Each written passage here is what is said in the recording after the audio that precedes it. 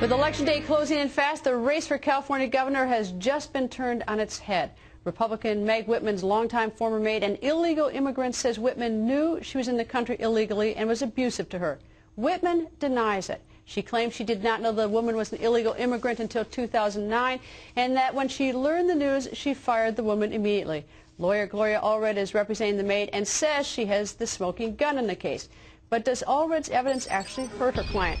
Gloria Allred joins us right now. Gloria, I got to get, you know I like you, Gloria, but I think this is absolutely unthinkable. Let me tell you what you've done. 3 things. 1, you're getting your client deported by putting a big neon sign, hey, I'm here illegally, I signed documents falsely, and I've done that under penalty of perjury, saying that this is my Social Security number. That's the first thing.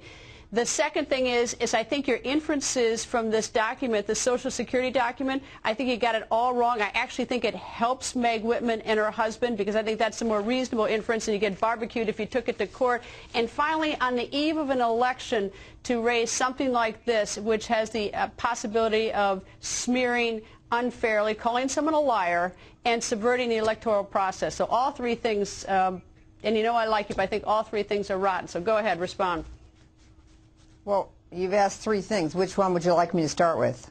Take your pick, because I think they're all bad. I don't know which one is the worst. Take your pick. Well, let's talk about the Social Security document, or the document for the Social Security Administration. Start there. Okay. All right. Here's the heart of it, Greta.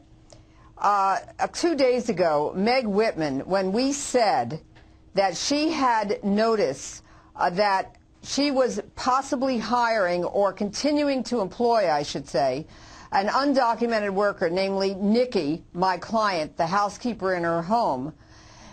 I said that she had received that letter on April 22nd from the Social Security Administration, warning her or suggesting to her that there might be a mismatch in the Social Security number, which is usually a clue that you might have an undocumented worker working for you. But what happened was Meg Whitman used the following words in response to what I said, quote, to the Associated Press, "We never received that letter or the notification." And she also denied it to the Los Angeles Times and also denied it to the New York Times. So what I did yesterday was simply show that she did in fact lie, because she said we, meaning her here's the letter. She said we, meaning her husband and herself, never received it. And here it is. It's got her address on it. It's got her name on it. It's got her husband's handwriting on it. Gloria, this is almost delusional, because, yes, that's what I'm telling you. This is where you get barbecued in court. It has her husband's handwriting on it.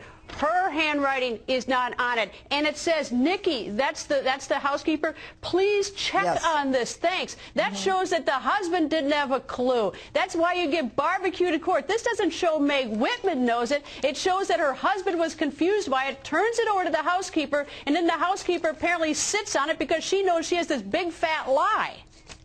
No, that's not true. Here's where you're wrong, Greta.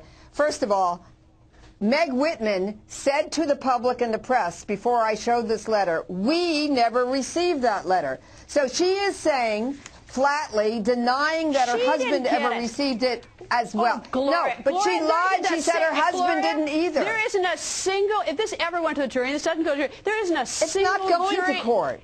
Of course not, but I'm just saying, and which is another horrible thing to do. So why put it out in the press, and why do this to her, and why smear and even call her a liar? But the fact is, it's that she didn't, there's no proof she ever got it. Well, you know, the lie is and the husband that says, she denied. And the husband says he doesn't remember getting this document several years ago. I mean, it's just insane that you assigned this knowledge to her. Greta, she didn't say on Wednesday that they didn't remember getting it. She denied. We never received that letter or notification, is what she said to the Associated Press, the LA Times, the New York Times, and so forth. She was clear.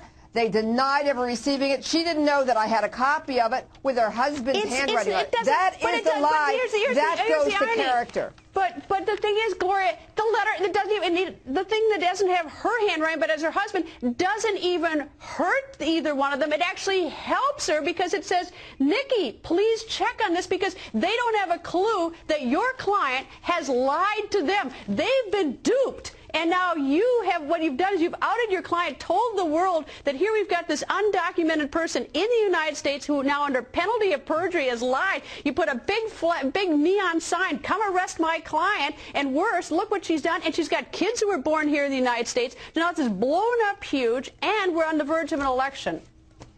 Okay, here are two points. One, when he gave it to Nikki and said, Nikki, please check on it, he never asked for it back. And if you look at the form, which I have right here, the government is telling the employer, fill in the information above and return this letter in the enclosed envelope. It's the employer's job to do what the government says. Okay, then scream about the husband. And they I don't agree with it. I think your client has a responsibility. But for God's sakes, this isn't Meg Whitman. This is her husband, who's a surgeon at Stanford, who probably doesn't know anything probably about these documents, to be my guess. Oh, he's a neurosurgeon who somehow can't recall. But Greta, let me just address your other point. Besides the fact that a multimillionaire somehow doesn't think that when the government says you should do something, you should do it. That's blackmail. Do you know what? That's the problem, Gloria. Is you're blackmailing her because she looks like the creep because she's the rich person against the person who's here illegally, who's just going to put like a political gun to her head. Hold on. That is complete defamation of character, and I'm shocked that you would say it. Your client lied. Your client's the one who's the liar, not Meg Whitman. Greta, I'd appreciate if you let me respond. That is very defamatory to accuse my client or me of blackmail. She never asked her for any money. As a matter of fact, Meg Whitman didn't even pay her for all the hours that she worked. Is what Nikki is saying. Why did you do this? She never asked her. You referred to your client as Rosa Parks because she lied and duped Meg Whitman into thinking that she was legal. And so suddenly she's the Rosa Parks. Rosa Parks, who was an enormous hero to many people in this country and ought to be, it was not someone who lied on a document and then duped an employer and then outed her on the eve of an election saying that she'd done something wrong and accusing her of having knowledge of something her husband wrote that she didn't either and that was innocent to begin with.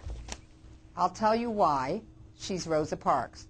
She is Rosa Parks, and she is very admired by a lot of people who are Latinas, who are Latinos, and others who are not, because everybody appreciates the huge risks that she is taking. And I want you to know that she appreciates those risks, too. She understands that these are enormous risks she's taking by speaking out. And I know that a lot of people like you and a lot of people on Fox News Channel would like her to be silenced. And just let Meg... Gloria, don't you dare do that to me. Now, wait a second. Stop that right now, Gloria, because you know I've represented more people than you have in situations in terms of people who need representation. So don't try to pull that stunt on me. You know, just because this woman... To say that she should... that she shouldn't speak out because she's taking a risk somehow that she could be deported. She's chosen to do this, Greta.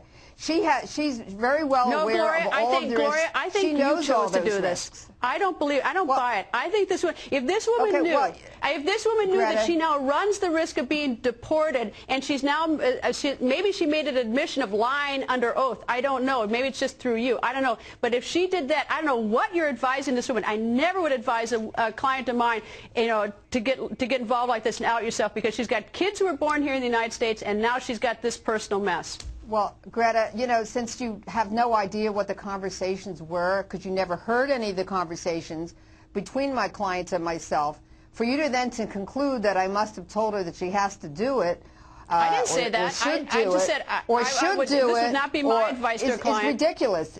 I appreciate it. You know what? And I understand that it wouldn't be. My goal was not to hurt the client. My goal was to help the client. Gloria, we got to go. Okay, well, here's my goal. My goal is to support her in what she wants to do. Gloria, thank you.